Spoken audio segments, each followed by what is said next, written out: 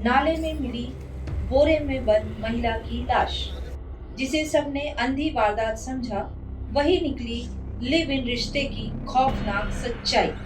दुर्ग police ने खोल दी पूरी परतें। दुर्ग से सामने आई इस सनसनीखेज घटना ने पूरे इलाके को हिलाकर रख दिया था।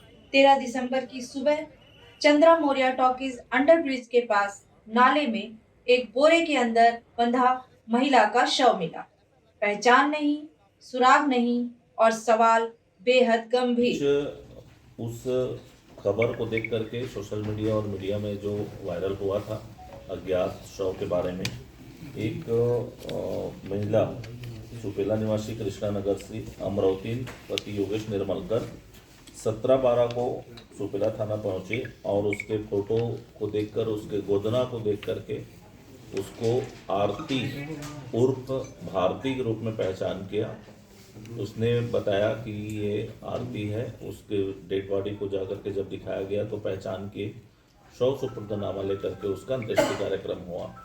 इसी बीच वो किसके साथ रहती थी, क्या थी, ये सब सारी चीज़ें जब हमारी टीम ने पूछी टेक्निकल टीम के आधार पर, तो उसके साथ तुलाराम बंजारे उर्फ बिल्लू, इसके साथ वो पिछले 4-5 महीने से सुपेला में आके रह रही थी और इसके पूर्व वो 2 शादी और कर चुकी थी, सुरेश से और लखन से। और उसके बाद 4-5 महीने से लिव इन में तुलाराम बंजारे उर्फ बिल्लू के साथ रह रही थी। लेकिन दुर्ग पुलिस ने इस रहस्यमय मामले की गुत्थी सुलझा ली। जांच में सामने आया कि मृतिका आरती उर्फ भारती निर्मलकर बीते कुछ महीनों से सुपेला के कोसानगर इलाके में तुलाराम बंजारे के साथ लिव इन में रह रही थी। पुलिस पूछताछ में जो सामने आया वो चौंकाने वाला है।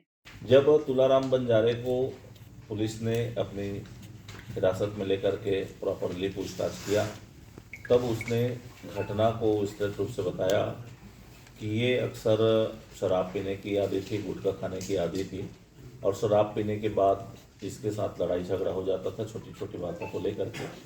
5 दिसंबर को इन लोगों ने साथ में बैठ के शराब पिया, उसके बाद लड़ाई हो गई। लड़ाई होने के बाद इसने एक थप्पड़ मारा, वो मारपीट पर उतारू हो गई आरती। तो जब इसको गुस्सा आया तो उसने अचानक से उसको उसके सिर को दीवार पे धक्का दे के मारा, तो सिर के पीछे साइड उसको चोट लगा और अचानक से वो गिर गई। गिरने के बाद इसने देखा कि वो ठंडा पड़ गया है शरीर, उसको एहसास हो गया कि ये ख़त्म हो गई है। तब उसने उसके कपड़े नाइटी में मोड़ते नहीं बन रहा था, तो नाइटी को निकाल करके बोरे में भरना स्टार्ट किया और अपने एक भाई को, उसका भाई गोवर्धन बंजारे और एक ऑटो चालक है शक्ति भोयर, इसको उसने अपनी मदद के लिए बुलाया, घटना को बताया और ऐसा ऐसा हो गया है, इसको लाश को ठिकाने लगाना है, इस तरह की प्लानिंग की है। उसके बाद उसको बांध करके बोरे में भर करके ऊपर से निवाड़ से भी बांध करके ऑटो में ला करके सुनसान जगह देख करके चंद्रा मौर्य के पास अंडर ब्रिज के पास जो नाली है उसमें लाके इन लोगों ने डाल के फरार हो गए। नशे की हालत में हुए विवाद के दौरान गुस्से में आरोपी ने ऐसा कदम उठा लिया जिसकी परिणति बेहद भयावह रही।